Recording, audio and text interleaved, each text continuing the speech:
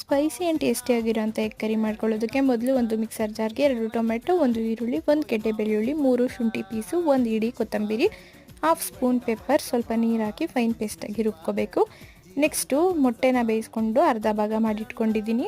Next ಒಂದು ಬಾಣಲಿಗೆ ಎಣ್ಣೆ ಹಾಕಿ 1 cup ಸಣ್ಣಗೆ ಕಟ್ ಮಾಡಿರೋ ಈರುಳ್ಳಿ, 1 ಸ್ಪೂನ್ ಶುಂಠಿ ಬೆಳ್ಳುಳ್ಳಿ ಪೇಸ್ಟ್, ಆಗಲೇ ರುಬ್ಬಿರೋಂಥ ಮಸಾಲೆ ಫ್ರೈ ಮಾಡ್ಕೊಂಡಾದ್ಮೇಲೆ ಚಿಟಿಕೆ ಅರಿಶಿನ, 1 ಸ್ಪೂನ್ ಅಚ್ಚ ಖಾರದ ಪುಡಿ, 1 ಸ್ಪೂನ್ ಧನಿಯಾ ಪೌಡರ್, 1 ಸ್ಪೂನ್ ಎಗ್ ಮಸಾಲ, ರುಚಿಗೆ ತಕ್ಕಷ್ಟು ಉಪ್ಪು ಹಾಕ್ಕೊಂಡು ಚೆನ್ನಾಗಿ ಎಣ್ಣೆ ಬಿಟ್ಕೊಳ್ಳೋ ತನಕ ಫ್ರೈ ಮಾಡ್ಕೊಂಡಾದ್ಮೇಲೆ 2 ಟೇಬಲ್ ಸ್ಪೂನ್ ಮೊಸರು ಹಾಕ್ಕೊಂಡು ಮಿಕ್ಸ್ ಮಾಡ್ಕೊಂಡಾದ್ಮೇಲೆ ಕನ್ಸಿಸ್ಟೆನ್ಸಿ ನೋಡಿಕೊಂಡು ವಾಟರ್ ಹಾಕ್ಕೊಂಡು 5ರಿಂದ 10 ನಿಮಿಷ ಚೆನ್ನಾಗಿ ಫ್ರೈ ಮಾಡ್ಕೊಳ್ಳಿ.